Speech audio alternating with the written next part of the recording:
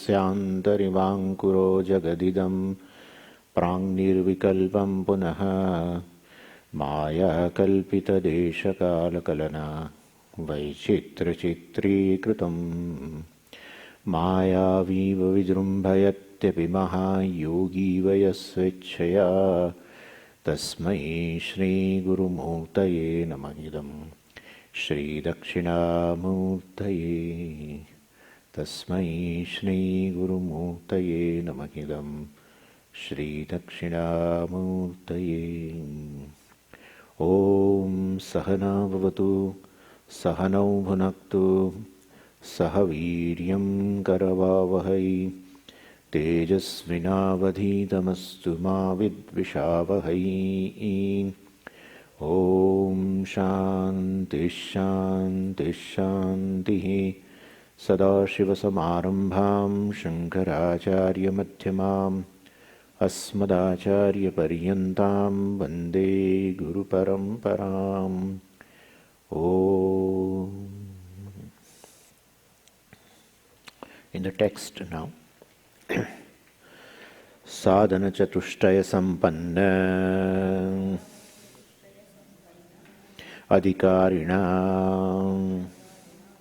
moksha sadhana bhutam tattva viveka prakaram vakshamaha. So as I said, it is an opening statement. Opening statement means what's the subject matter which is going to come has been told in a just one statement. So by author it has been told here, Tattva Viveka Prakaram Vakshamaha. Vakshamaha, we will say now, it's a future tense. So we will say now, that's how it is said. When the Se Pratyaya is there in between, it is indicating a future tense. And as I told you, it is plural because Acharya is taking into account the entire parampara, and that is how he is saying we will tell like that, or we will say entire thing. What is Acharya is going to tell? Tattva Viveka Prakaram. Prakara means a method, and Tattva Viveka. Viveka is a discrimination as such.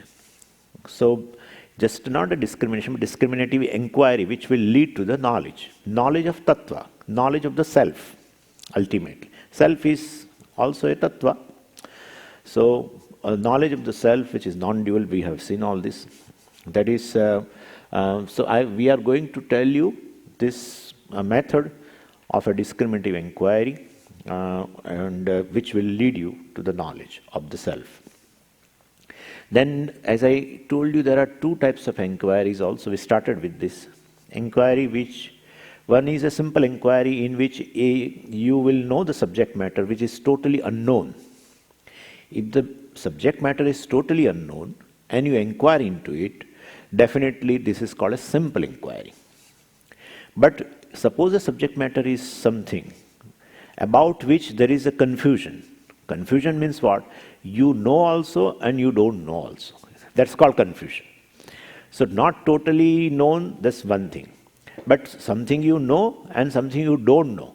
Then in that case, definitely there is a confusion. And when there is a confusion, definitely discrimination is required. What is what?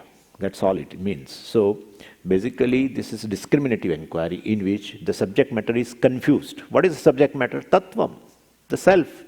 Self is confused. I mean, what it means, self is known also, self is unknown also. So, self is totally free from all this duality, etc., free from limitations. Actually, that's a matter of experience. But I know myself not in that way. I know myself very limited entity. And therefore, there is a confusion. So, I know self in as much as Atma or the I is evident. So, no one will tell that I don't know myself. I mean, as much as I am, that much he knows. But then I am a limited being. I am a samsari, etc. All this indicates that there is a confusion because The tattva which is going to be revealed here is free from all limitations. And you say, I know myself as a very limited being, and therefore there is a confusion. What Shastra says is one thing, what you say is another thing. Therefore there is a confusion. And while there is a confusion, definitely we will have to do an inquiry. There is a method also of inquiring. It's like a mathematical equation basically, in which systematically you inquire into, step by step you go and you will find the solution. The solution is what Shastra says is right, and my confusion gets resolved. So I drop the limitation henceforth. Therefore, this is called a discriminative inquiry. And we have given an example. There are various examples for that. One example is say, a fireball, which I definitely give you. When a particular iron ball, if you heat in a fire, then fire and iron ball as though become one. And therefore, the iron which is black in color, and which is, basically a cold, it is not hot thing. It doesn't have any its heat, becomes a red hot. So which was black looks now red, which was cold now looks very hot. So as though two things, fire and iron ball, mixed up together. And a third entity is appearing for me is fireball, right? So the fire which actually doesn't have its own form, has taken otherwise how will you say fireball? Means the fire has taken a shape of a ball. And the iron also has taken the attributes of a fire. And what are the attributes? Iron has taken the heat of the fire. And it is so even, an iron has taken the color also of fire, everything. So this is how, the fire has taken the form of the iron ball, and iron has taken the attributes of heat and color of the fire. And that's how these two things are as though mixed up. That's called confusion. So then you have to do discrimination. What is what? So then in a fireball, what heat is there, it belongs to fire. The shape is there, belongs to iron, like that. So here you do. You can't do there, physically you can't do right now. That you can't separate these two things. But in your mind you have systematically analyzed it. You did an inquiry and you have separated these two. That's called Tattva Viveka. So Tattva Viveka Prakaram, there is a method for that, and by which, it's a discriminative inquiry in which you resolve the confusion. So the limitations, etc., which appear in the self is not, they don't belong to basically Atma. Like if limitations are basically, if they belong to Atma, then Vedanta is useless. If Atma is limited by nature, Vedanta is useless, because Vedanta is going to tell you that I am limitless, and limitations is an intrinsic in the self, then the Vedanta is not going to work. So if it is true that I am a limited being, then Vedanta becomes useless. But it's not so, because how can you say it's not so? It is maybe true. Whole Vedanta may be useless. Why not you take that way? Why you are so emotional about the scriptures? Scriptures. Hey, your experience reveals your height. That's what it means. Your experience reveals your height. You have a desire to become limitless, that's one thing. But you may have a desire. It may be a fancy, I told you yesterday. But your experience reveals that you become free from the limitations in the moments of joy. You become free from the limitations in the deep sleep state. Well, then there is a possibility that the limitations may not be the intrinsic attribute of the self. And that's how the inquiry starts. And therefore, the limitations appear in the self is a confusion. So I know myself, but I am samsari. That means, or I am a limited. That means I don't know myself, right? So there is known, there is unknown. Both the things are there. If you say I am not a samsari, I am limitless, well, you are jnani. You are a wise person. So I am, everyone knows. Jnani also says I am. Ajnani also, ignorant also says I am. But ignorant says I am samsari. I am subject to birth and death. I am human being. I am a very polluted human being, etc., etc. Suppose All this indicates that you don't know yourself. And therefore, you know also yourself as I am. You don't know yourself, it reveals by your statements that I am a human being, etc. And therefore, there is a confusion. Definitely there is a confusion. And in that case, the discriminative inquiry only helps. When something is known and unknown, both, the center is one, about which you have something known, something unknown. Well, in that case, this inquiry is helpful. So I am taken as a samsari is a confusion, and wherever there is a confusion, there is a reason for it. Well, we have to validate that there is a reason for it, and to resolve this confusion, you need to understand what belongs to what. Limitations are not at all there, we won't say. Limitations centered on the self are not there. That's all. Limitations are there, but elsewhere. But limitations centered on the self are not there. Limitations in non-self, they are there. Definitely there. Everything is limited. Right? Everything is limited. And therefore we deal with the entire world knowing that it is limited, and we have accepted. That's how I use the yogurt very fast, because I know it is limited in time. Right? Everything limited we want to then utilize accordingly because we know. So you have accepted the limitations, but that's on the yogurt, not on yourself. Yogurt you are ready to accept, but here centered on the self, you are not able to accept. And why should you accept? Because it's not your nature. Why should you accept? It's not your, because you have experienced your height. Freedom from limitations you have experienced, and that has set a norm for you. You cannot settle anything less than that. Definitely you cannot settle.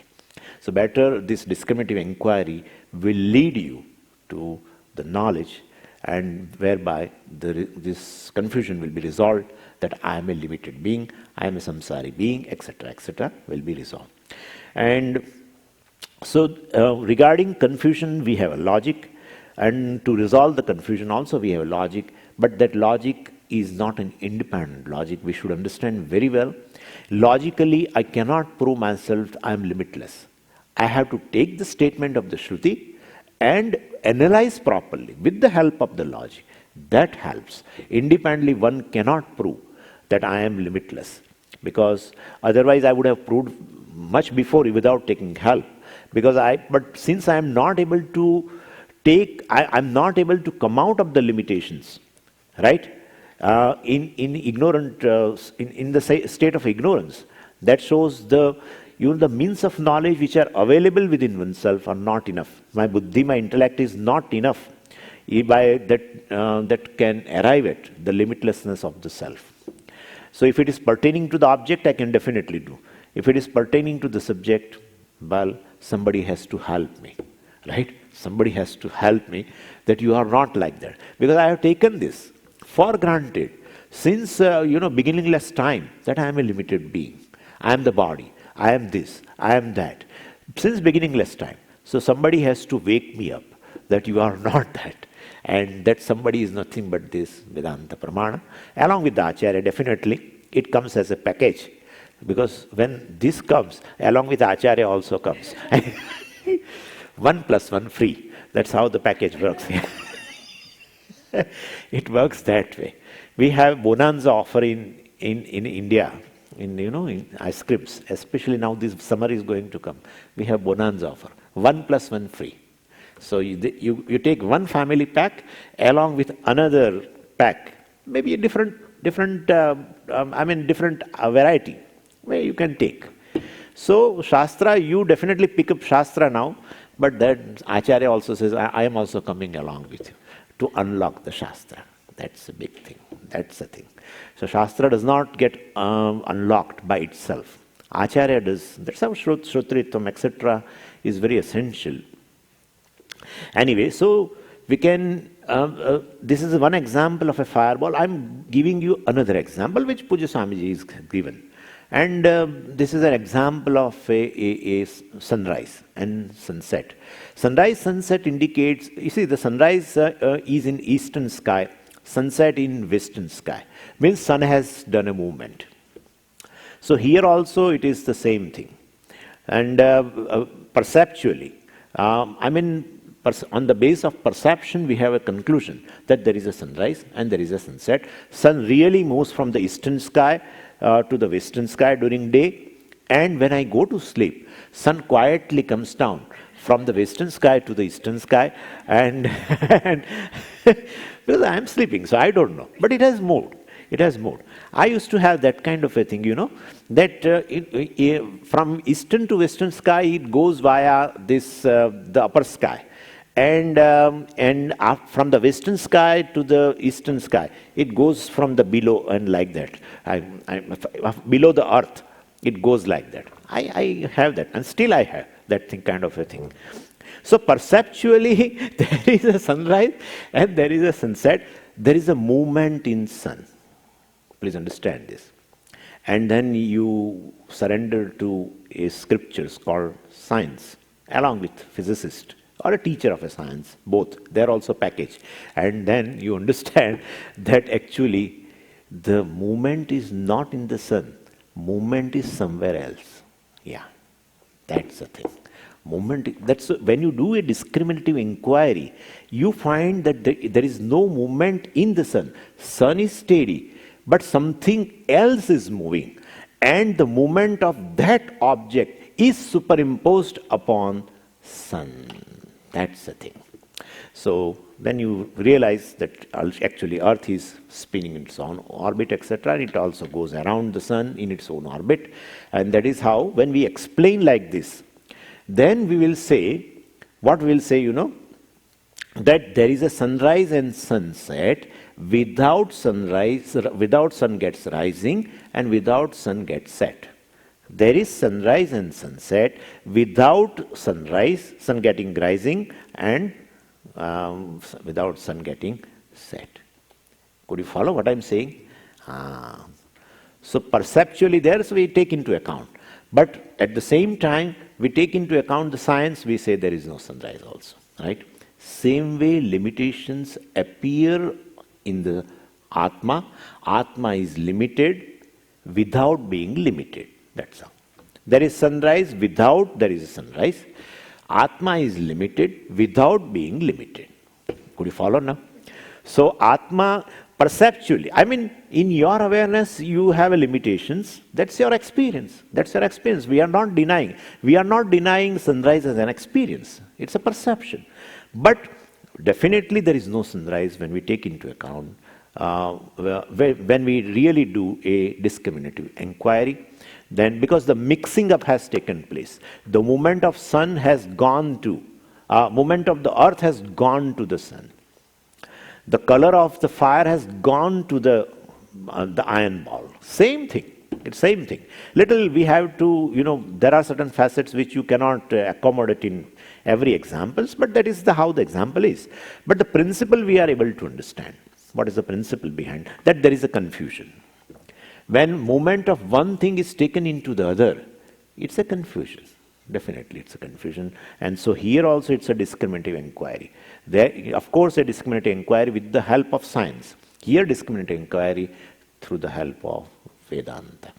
That Atma is limited. It's my own experience, correct. But Atma is limited without being limited.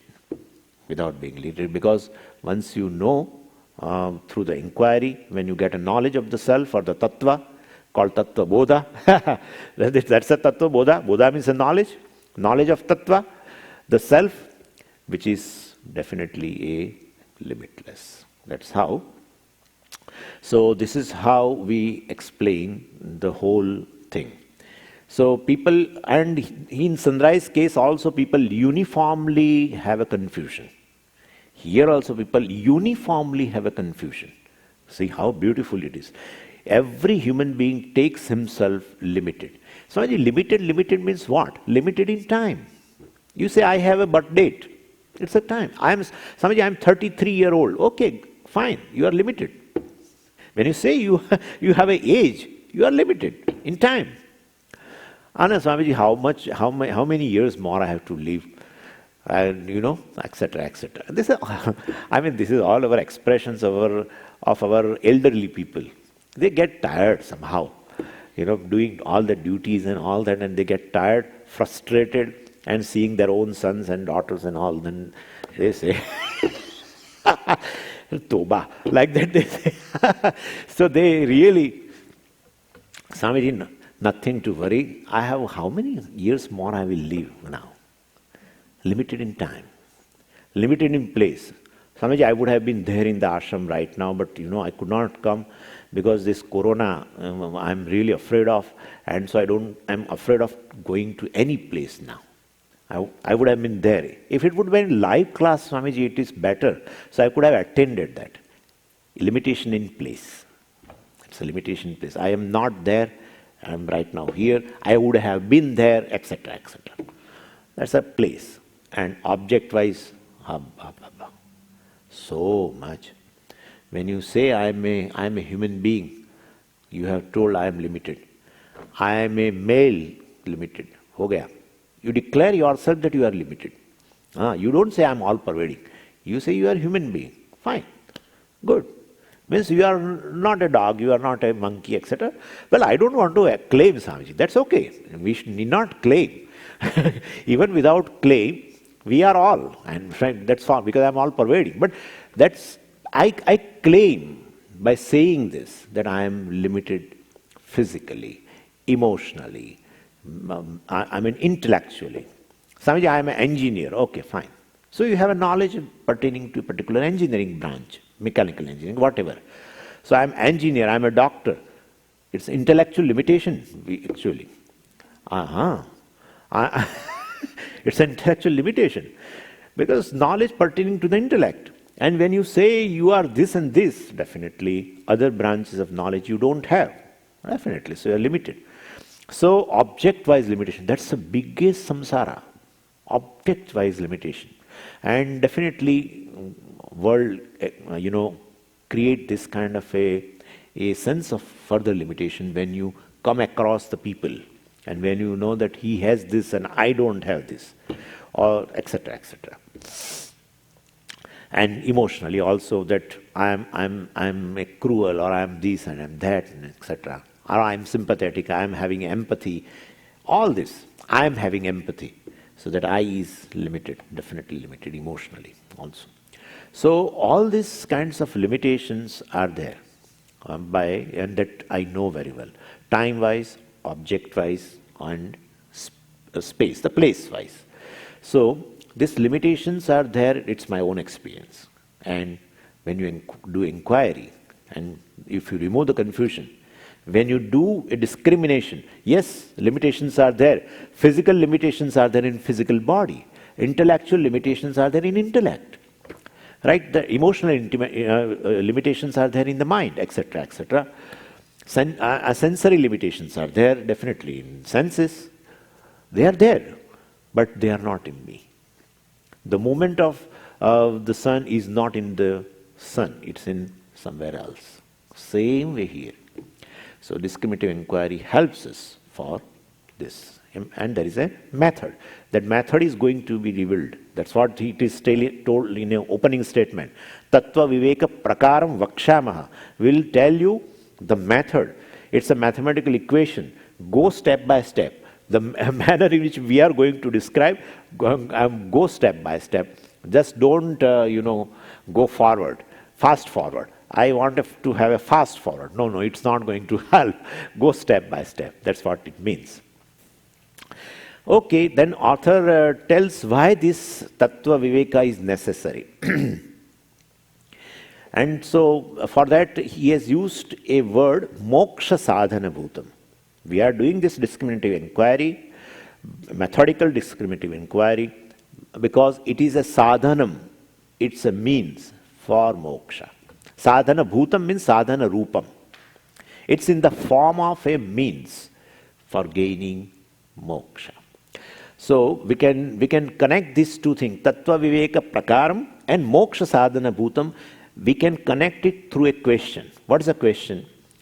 That if Tattva Viveka is a necessary, a discriminative inquiry is a necessary, then someone argues that I want moksha, I have come to Gurukulam for that purpose, and you are telling you do the study of a Tattva Bodha.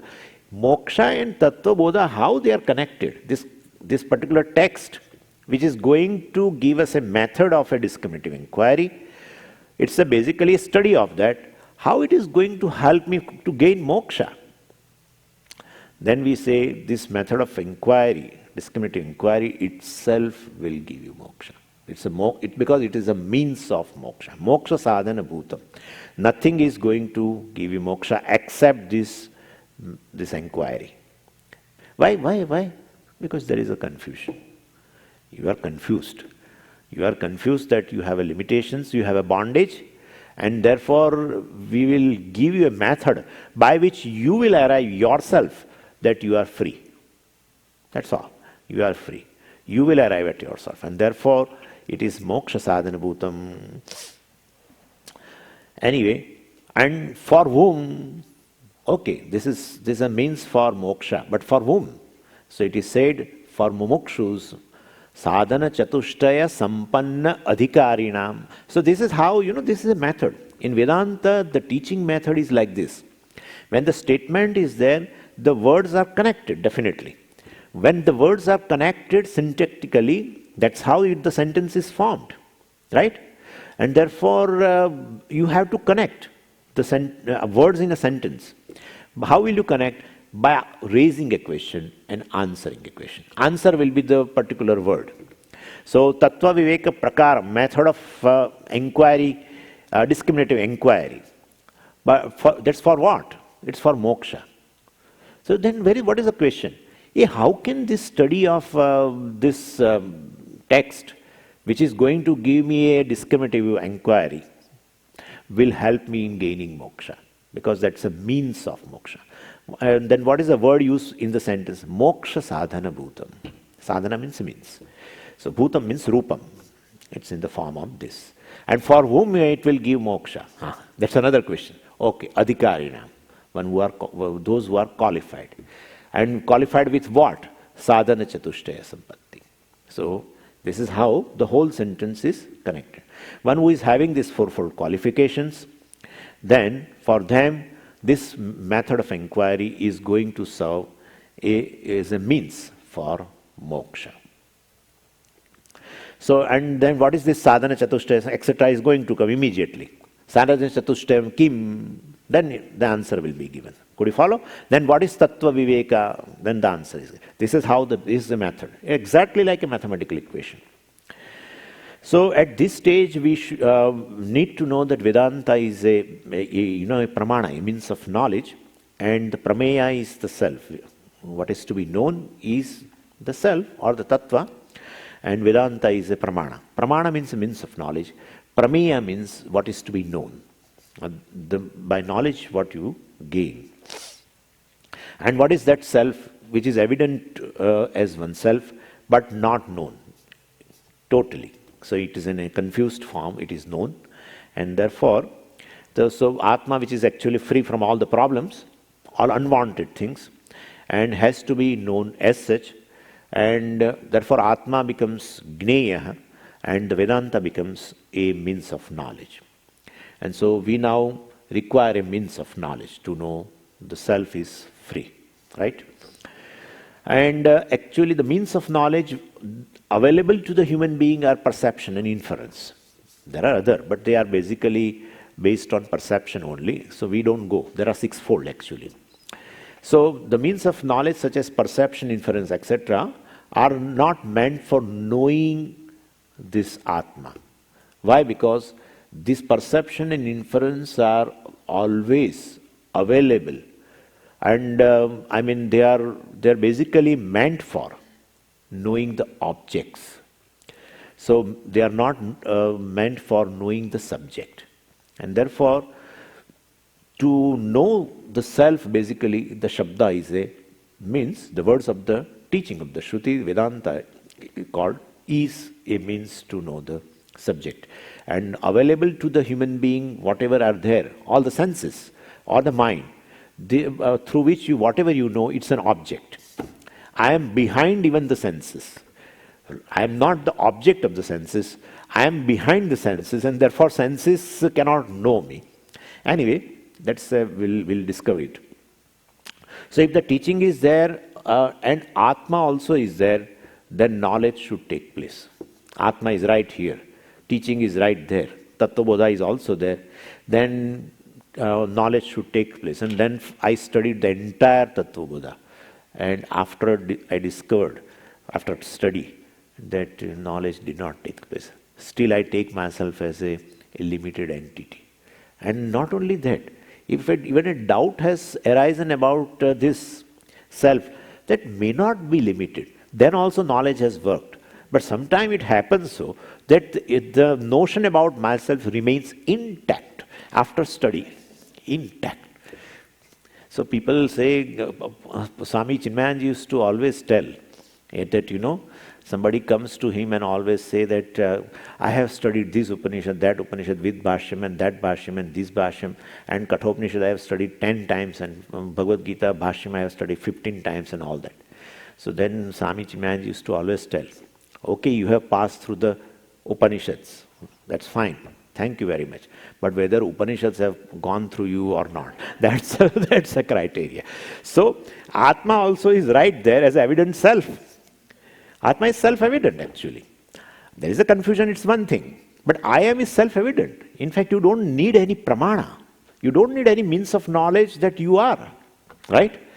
Definitely it requires a means of knowledge that you are Brahman or you are limitless. That's for sure. And that you don't know. Well, fine.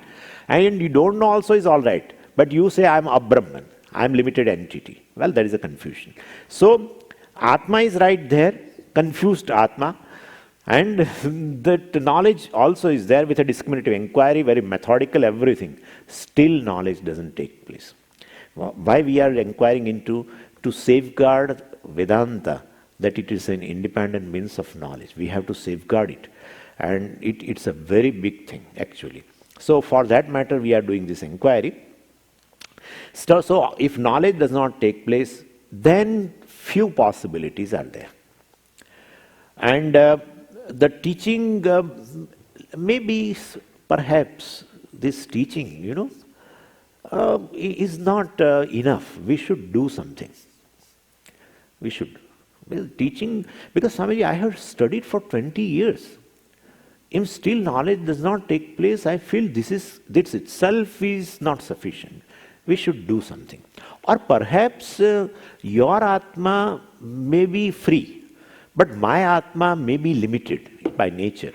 And therefore, if different Atmas are there, you can know and you can become free. But my Atma is being, intrinsically it is limited only. And therefore, how much I study, it is not going to make a difference. Suppose somebody says so. Or third person says, I have listened enough. But still this knowledge has not arisen in me regarding the self or the Tattva. And therefore, I should do something. Well, then we have to answer all this. We say, before answering, we say, it's your question is like what, I have used my eyes to see the colors. I have used my eyes to see the colors. But I could not see the colors. Therefore, eyes are not the means of knowledge for knowing the color. If you say so, we say it is not like that. Because right in front, besides you, the other person is there. He is seeing that particular color. Right? And you call the third person. He is able to see the color. Same color. Everyone is telling it is blue. You are not able to see. You are not able to see blue color. Don't blame the eyes as such. Don't blame the eyes. Eyes are the only means of knowledge to see the color. But perhaps you will have to go to ophthalmologist because there is a color blindness. Possible. There is a color blindness. Or some other cataract or something is there in you. So even though with the cataract also you are able to see blue color. I am sure of it. But color blindness, etc. Then you are not able to see. So don't blame that eyes are not the means of knowledge to see the colors. Please don't tell that. Perhaps I may have to use nose now to see the color. Don't say that. Please stop. Please stop. Please stop. Please stop. Because other than you, everyone with the same eyes are able to see the color. All of them. And no one uses nose to see the color. That also is true. And therefore, if you want to see yourself, well, only means of knowledge is Vedanta. There is no way out. Always pramana or the means of knowledge is like this. Anadigatam, abaditam, arthavat, bodhakam, pramanam. That's how they define. Anadigatam means what you want to know, you cannot know by any other means of knowledge other than that. To see the color, eyes is the only means of knowledge in entire world, in all the living beings. In all the living beings. And anadigatam, abaditam. Therefore, if it is not available for other means of knowledge, the subject matter, whatever it may be, if it is not available for other means of knowledge, then they cannot challenge also. Eyes is seeing blue color, nose come out and say, no, that's not correct, it is red. Cannot say, because it is not available. The color is never available for the nose to get a person to see, and therefore nose cannot challenge, because it doesn't fall in the criteria of that means of knowledge. Therefore, anadigatam means you cannot know by any other means of knowledge, and therefore abaditam also. You cannot negate also through other means of knowledge. Arthavat, and yet it serves the purpose for you, definitely. The perception, etc., serves a purpose in a human life, and arthavat bodhakam pramanam, which serves a purpose and which gives you knowledge. That's called means of knowledge. So means of knowledge is nothing but which gives you knowledge, and that knowledge serves a certain purpose, and that knowledge is arisen from that particular means of knowledge only, and other means of knowledge could not challenge them. So two things are there. Atma is right here as I. Let it be confused. That's how we have gone. Let it be confused. Or it is all the time confused. No problem. But it is available right now. And the discriminating inquiry also is available in the book. Both the things are there. Still knowledge doesn't take place. Then the third thing comes. What is the third thing? Basically, whatever may be your physical age, it doesn't matter. It doesn't matter. Physically you may be adult, it doesn't matter. I may be 20-year-old, doesn't matter. 60-year-old, doesn't matter. Then what matters? Something is required to be adult. What is that? Mind is required to be adult. Yeah. Emotionally adult. No dependence. That's what is required. Emotional dependence. Emotional dependence means mind is a child. So you make it as an adult. That's what it is required. Emotionally mature mind. So it may be possible that a person may be 30-year-old, but he is having his mind, he or she is having his mind, mature mind. And person may be 70-year-old, adult, but he or she may be having a mind which is childish. And therefore, this is required. This third thing which is required for knowledge to take place is this. Mind is required to be adult. How to make it adult? That's how we talked about Karma Yoga and Upasana Yoga. And I know the very first day in Bhagavad Gita introductory we said, Karma Yoga and Upasana Yoga are the means to make the mind adult. That's all. And then Jnana Yoga. Then the Jnanam definitely takes place. And how, what should we do in order to that? That's what Karma Yoga and Upasana Yoga tells. But in a single sentence, Mundaka Upanishad tells, Pariksha lokan karmachitan brahmano nirvedamayat. Examine your own life, experiences of own life.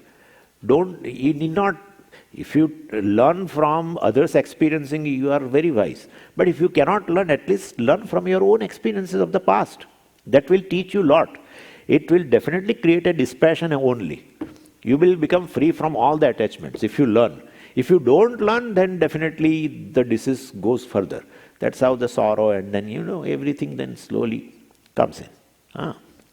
But the very first thing, that attachment has brought a sorrow and it has brought a delusion in my life, and therefore I don't want any further. If you decide it. So if you analyze your own experiences, then definitely you become emotionally mature, whatever may be the physical age. Physical age has nothing to... the physical adulthood goes by food. You take food and you become physically adult.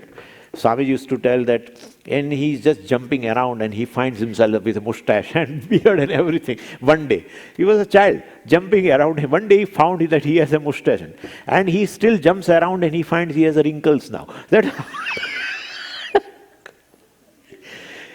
he doesn't find wrinkles, frankly speaking. Others find wrinkles in him, and he wants to hide. Not he, but then she. Then she just wants to hide those wrinkles. I mean, and even if you hide the wrinkles, wrinkles are seen. That's how people ask, where were your wrinkles? You were having earlier all these things. What did you do for that? So he or she is seeing wrinkles through and through the foundation. I mean, so basically, what is physical adulthood is just by food. Mental adulthood also is by food. It also needs food. That food is attitudes. A particular kind of attitudes in a life towards action, towards result of action. And also, of course, meditations, etc. is a food for mind only. That helps the focused mind, everything. Well, that's an adult mind. And when such an adult mind, this confused self comes in contact with the Shastra, definitely knowledge is going to take place. And one thing is common, who really, in all the people who come to study the Vedanta, that they all love knowledge. That is common. Afterwards, there are three kinds of people who really love to know. In that, afterwards, there are three kinds of people. The first one is who love to know Vedanta out of curiosity. There is one group. Second group is, it may be they are approaching Vedanta and love to know Vedanta with a spiritual commitment. But with a spiritual commitment, and with a certain end in mind. But that end is moksha, they don't know. They don't know. What is moksha? They don't know. The means for moksha is this knowledge, that connection they don't know. That there is a confusion regarding the self, and to remove the confusion, definitely knowledge is required, etc. And that is Vedanta only gives this knowledge, etc. So means and connection also they don't know. They have come with a spiritual commitment. They want something spiritual in their life. And they love to know also this. Vedanta is something really makes you addicted. If you remain in contact with initial few years, afterwards you cannot, it forms an habit. There are people who tell me, Swamiji, without listening a particular, at least an hour or something, or without reading a certain passage of the book, I cannot sleep. As if I have not done today what I am supposed to do. I feel so, like that. So it happens. So this is a second group of people who come with a spiritual commitment, but they don't know. Means and, both. And is moksha, and what is moksha they don't know. And therefore definitely they don't know even means also. That's second. The third group is who comes with a proper understanding. That all other, the pursuits are not going to give me what I want in my life. All these pursuits are basically the pursuits of freedom, freedom from sorrow, that's how the kama pursuit, freedom from the insecurity, that's the artha pursuit. So basically I want freedom. I don't want security as such. We are going to discover it later. I don't want security. I want to be free from the sense of insecurity centered on the self. And therefore I want freedom. I don't want so-called objects of happiness because I am feeling sorrowful. I am feeling uncomfortable, as if all is not well with me. That is the feeling centered on the self. I want to get rid of it. And that's how a particular object I pick up in order to bring the well-being of oneself. That's a kama pursuit. And therefore, basically I want freedom. Freedom from insecurity, freedom from sorrow, freedom from fear, etc., etc. Therefore, then the freedom is called moksha. Well, so these pursuits cannot give me that. Pariksha lokan karmachitan brahmano nirvedam ayat. born out of karma, whatever are there, that may be securities and pleasures and everything, definitely you need to do effort. No object comes and falls in your mouth, desirable objects. Nahi suptasya simhasya pravishanti mukhe murgaha. That's how the Subhashitam goes. That, the lion is sleeping, thinking that a particular animal, let it come in my mouth, I have kept it open. It's not, he has to work. He or she, basically she works. This person just, takes a rest. They only do a job of yawning all the time. This simha, the male lion, all the time. I have seen like them. You might have seen different, but they all the time. That female lion, she is very active. And she kills and, and then when she kills this person,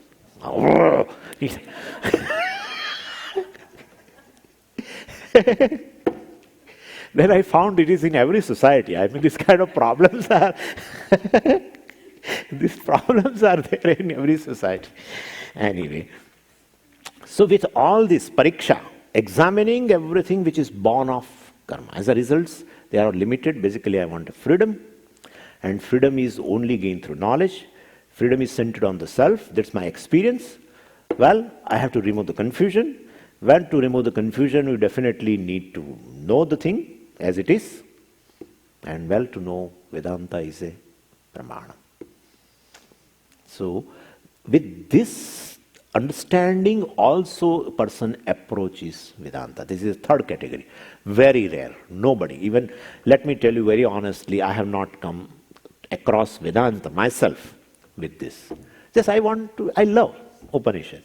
Why Swamiji, did you like Vedas from the beginning? Yeah. I used to like Veda. Why? Because I had a notion that Vedas are very scientific. And I had a science background. And so I thought Vedas are also scientific. And so I love Vedanta. I have not heard word Upanishad, believe me. Believe me, I have not heard word Upanishad. People may be fortunate enough, they might have heard the word Upanishad in the beginning. I was not knowing. Bhagavad Gita I was knowing. There is something called Bhagavad Gita, that's all. So everyone loves knowledge with a different kind of a disposition of the mind. One has a curiosity. And what is that curiosity? They have this thing in the mind. Let me know what Vedanta says. Let me know what Vedanta says. He's not Adhikari, basically. He's not Adhikari. Let me know what Vedanta says. That kind of people are also there. They approach Vedanta. They love to know also. But one thing is there, if they keep reading this Vedanta book or etc., we must understand that the person has a love of gaining the knowledge. Otherwise, person won't stay for long with the book. But if he stays, he loves to know. That's for sure. Anyway, if he has a love for knowing, and he is available there, pramana is right there, the book, etc., or the teacher, suppose, is there, he is listening, let us say, everything is there, and yet knowledge doesn't take place. Then we say, make your mind adult. That's a means of knowledge. Where the knowledge is going to take place may not be fit instrument. That's how we safeguard the Vedanta. Vedanta does not work, it's not so. Perhaps a drawback is right here. Any means of knowledge should work. It has to work. If it doesn't work, there may be defect somewhere else. Not in the pramana, not in the means of knowledge. So we have to think that way. So we need to establish that Vedanta is a definitely independent means, and without any other help, it is an independent means of knowledge. All we require is a prepared mind. If that mind is there, and then knowledge will take place. I will give you the example that like your nose is there, and behind the nose your mind is there, and if you are passing by through some street, the knowledge of smell or the fragrance or a foul smell takes place, just takes place. You don't have any choice that this smell, the smell should not occur to me, especially in fish market. In Bombay, I was passing through some street. I had to go through that street only because to reaching to the Malad station, I had to pass through that. And you want that it should not be there, but it is going to occur. So, I mean, the mind is there, the particular means of knowledge is there, object of knowledge is there, the knowledge takes place. And the same way, the instrument is there, and other means of knowledge also is there, and object of knowledge, the self, is right there. Well, knowledge should take place. Only thing is, we have to make the instrument fit. Then there is no choice but the knowledge takes place. So that's how we should think that there is a lack of prerequisites, and that lack is pointed out for two reasons, as I said.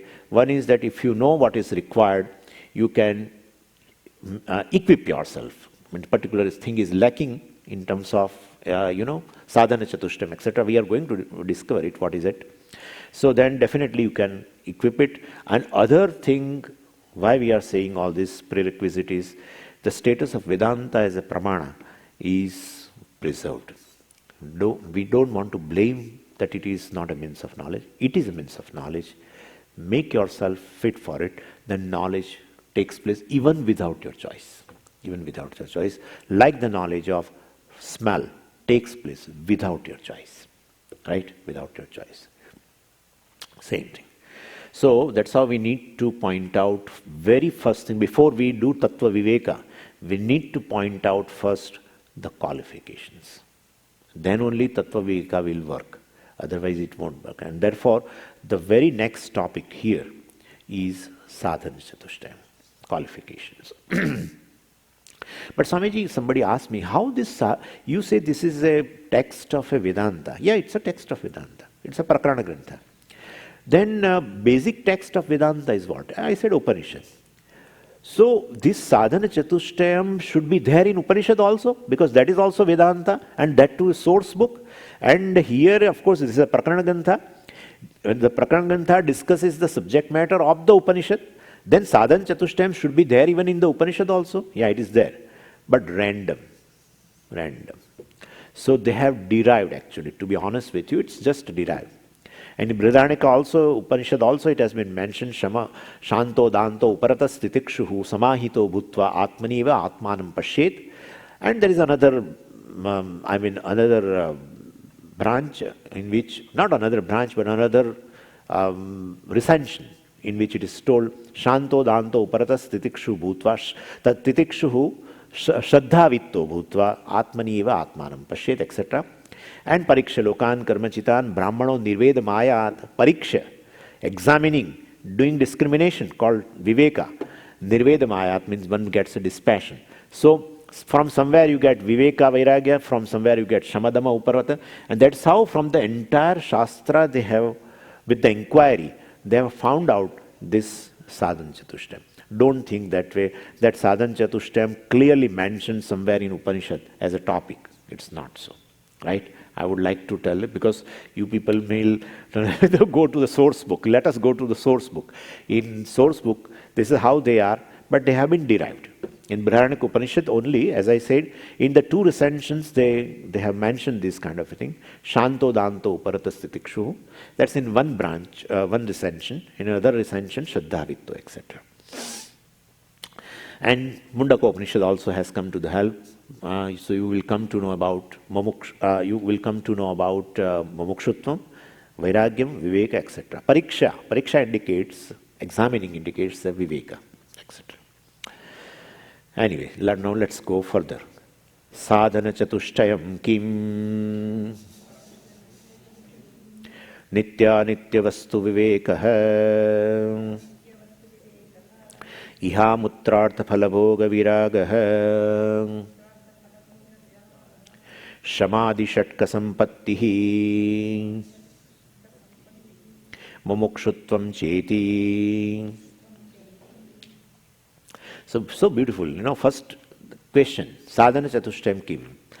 What are the fourfold qualifications which are very prerequisite for knowledge to take place? Or for moksha, this is a prerequisite. You can tell either way.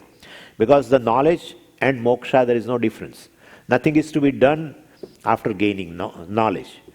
Because all you have already in experience indicates you are mukta, basically. You are free from limitations. Therefore, better it is just a confusion. You take limitations which are somewhere else, you take it on yourself, and therefore, it's only you remove the confusion, remove the ignorance. Confusion is always born of ignorance, and therefore, you better remove it. And therefore, what are these fourfold qualifications for gaining moksha, etc., or for gaining knowledge? One thing. It has been answered. First they just put in an abbreviated form, and then they again further elaborate it. Nitya Vastu Viveka. So discriminative understanding, Viveka, of the difference between what is beyond time and what is time bound. So Anityam is what is bound in time, and Nityam is which is beyond time. Beyond time. This beyond word does not actually, is not Puja Swamiji's word. He doesn't like. And he was also telling about one Swami called Beyond Ananda. You remember Beyond? Yeah, in America. There was one Swami, now also maybe there, I don't know, but he used to give an example of Beyond Ananda. So he is having Ananda of not these sensory objects or something. He is having Ananda of the self which is beyond. And therefore, so Nityam means which is beyond time. Beyond time is, we will have to explain. Because which has not affected by time. That's all. Everything in the creation is affected by time. That's how aging, going away, passing through the stages, all indicates it is bound by time. We call in Sanskrit kalaha, and that's one thing which everyone is afraid of throughout the life is this kalaha. That's how kalaha. This kala is something which really, keeps a person fearful all the time, all the time. Anything appears, so even in the skin, some red spot, and somebody calls me and says, Swamiji, beware, this kind of spot I have seen in someone else, and sorry to say, but he is no more. Why are you saying all this?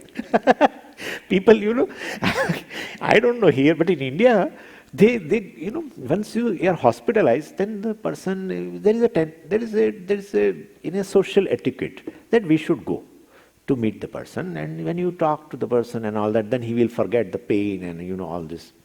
And so they go. And then they talk, and then how this thing has occurred and all that. Then they say this because of this, then we did this analysis, and then you are fortunate. I'm telling you are very fortunate. I have seen some person exactly like having a disease of, you have having disease, same kind of disease also. But very unfortunate, he is no more. Why are you saying this? Why are you saying?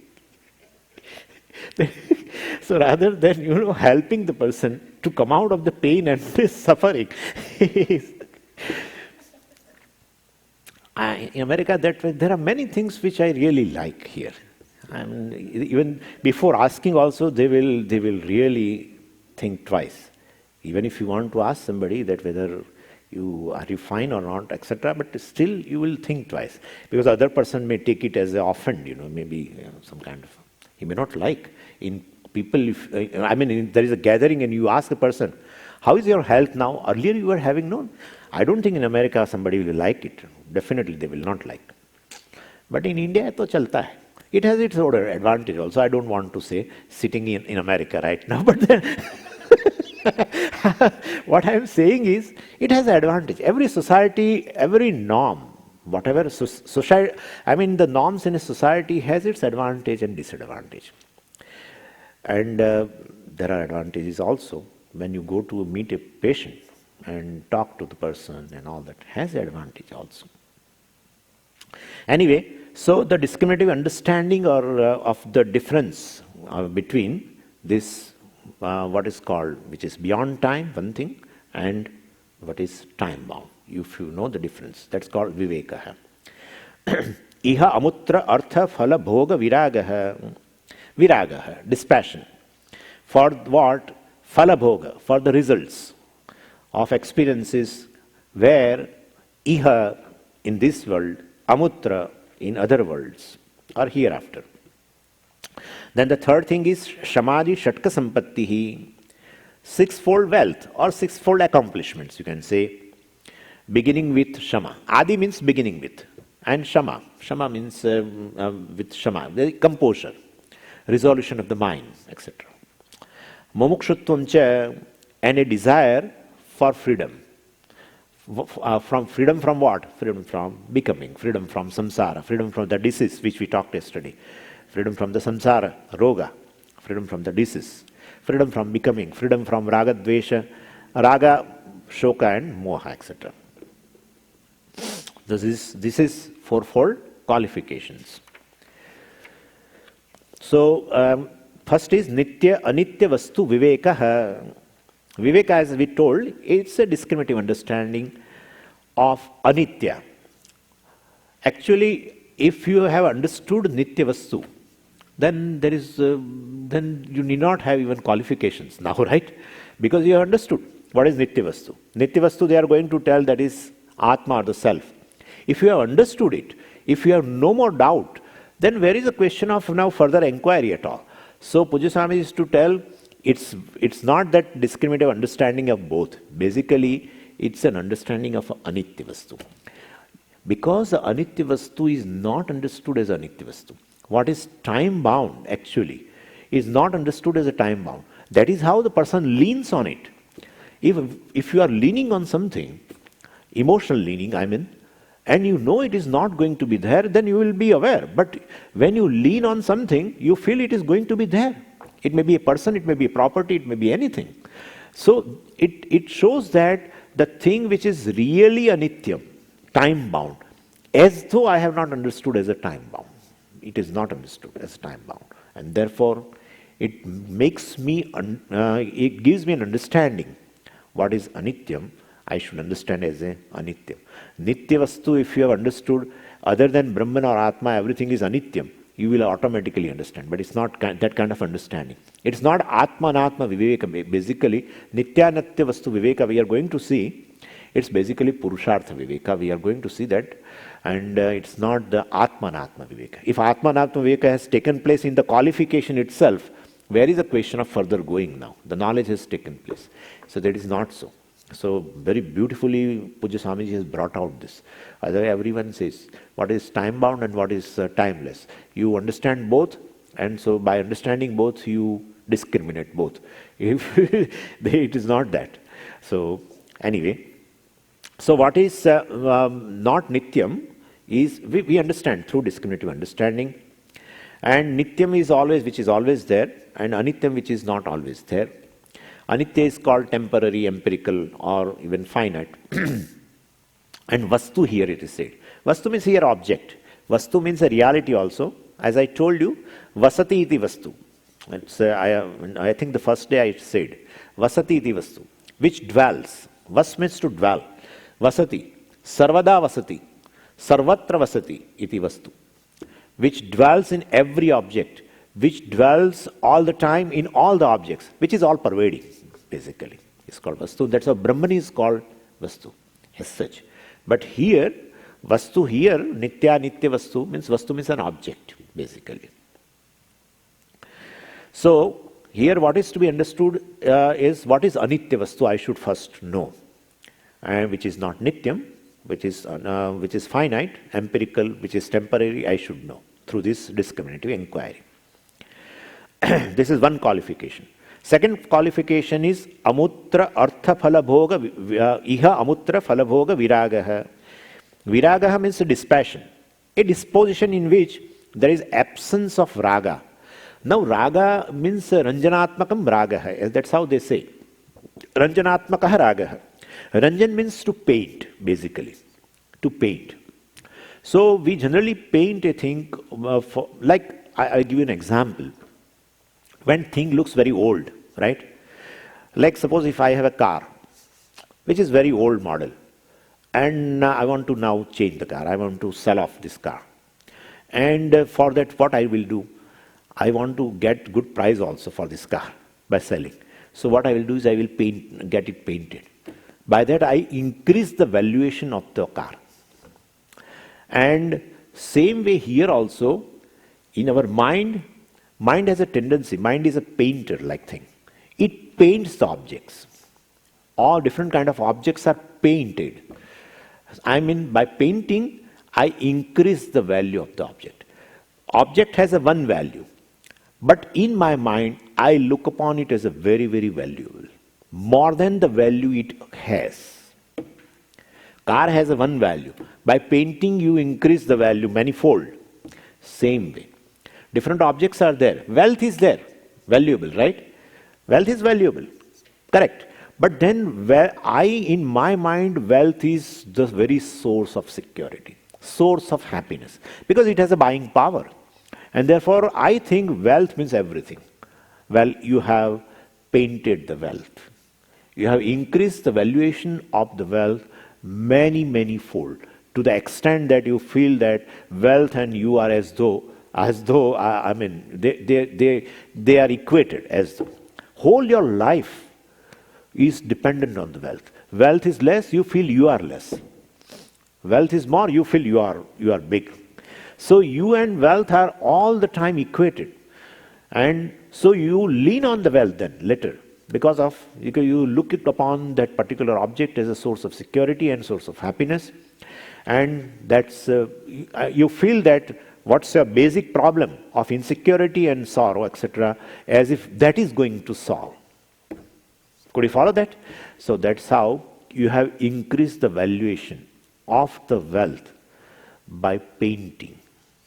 That's called ragaha, towards the wealth. That's how it has been told. Ranjanam means to color, to paint. So this is how it has been said here. I mean, this wealth is going to solve my basic problem of inadequacy, lack, or insecurity, sorrow, fear. All wealth is going to solve. So you have put lot of value more than wealth possess. Wealth possesses one value, definitely. You want to sustain your life, definitely wealth is required. But wealth will solve my basic problem of insecurity, inadequacy, discomfort, dissatisfaction, etc. Well, you are talking too much. You are talking too much. I don't know how I pick up all these things which are here. But so this is the second qualification is absence of this kind of a raga. Viraga means absence. Vitaha ragaha yasmat saha viragaha. So absence of this kind of a coloration on object. So this is called viraga. Towards what? Phalabhoga. Phalabhoga means karma phalabhoga. So bhoga is enjoyment. Phalabhoga is the enjoyment of the fruits of your undertakings, your actions. And so, the phalam is always in the form of a desirable situation, definitely. And so either here or hereafter. And you have not that kind of you have a dispassion towards the enjoyments of the objects available either here or hereafter. Why? Because you know, for getting happiness, the objects are not required. Knowing myself is required. For getting security, objects are not required. Wealth is not required. To know myself that I am the most secure, is that knowledge is required. I mean, this kind of a viveka is there. So basically, the problem of that self-rejection, etc., the loath also, a lack within also, a wanting being also, that problem has no connection with these objects. Pujya Swamiji used to tell very beautifully, if I remember, I can tell you, viragaha means, dispassion means what, you know? Absence of absence of a connection between what you want and the objects in your mind.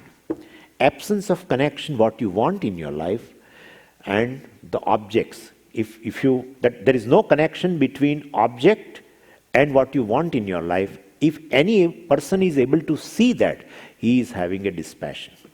What you want in life is happiness. What you want in life is security. And no connection between my security and happiness and objects. If one has discovered that there is no connection between what I want and what the objects can give. Well, he is having a dispassion. That kind of a, Swamiji gave that definition somewhere, I don't remember, but where he gave, but he has given this kind of a definition. Anyway, Iha means here also those objects are amutra, means after death. Because the situation after death also is very attractive to many people. And they are very highly committed here. So they live very carefully here, so that any kind of a sin will not arise. So that they can secure the comfortable situations, favorable situations, even after leaving this body. For that matter, they lead a certain kind of a life.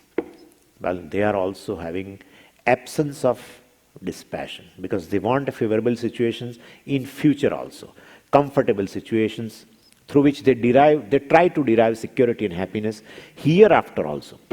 And I told you in Bombay there is a group, they take money here and they say you will get a particular place in heaven.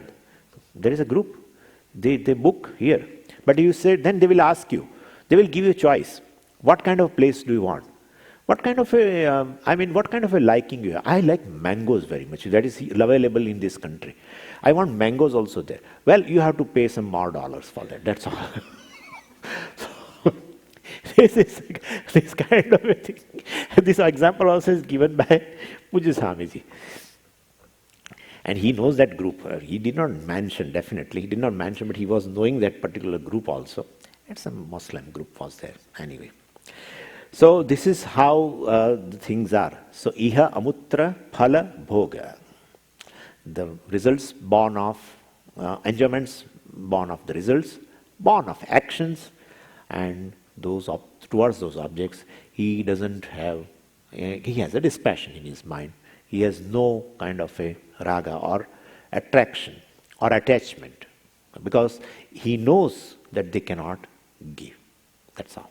Very healthy, very healthy. That's how he has not to throw away anything. They say so-and-so Mahatma has thrown away money, and therefore he has a tremendous vairagya for the money. Need not.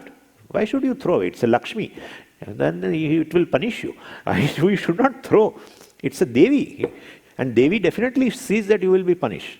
Devata perhaps just take it lightly, I mean. Devi will punish you. Need not be. You know that there is no connection what you want, and that object it doesn't give. It cannot fulfill the promise what you want. That's all. That's all. Then let the object be there, here or anywhere. In fact, we have certain objects in our home itself, in our room itself, where we have an indifference. Whether they are there or not, it doesn't matter to you, right? Many objects are there. So, and same way, here also, yaha mutra phalabhoga viraga. Then Samadhi Shatka Sampatti, I think we should do it tomorrow. Om Purnamadav Purnamidam Purnat Purnamudachyate Purnasya Purnamadaya Purnameva Vashishyate. Om Shanti Shanti Shanti. Harihi Om Shri Gurubhyo Namaha. Harihi Om.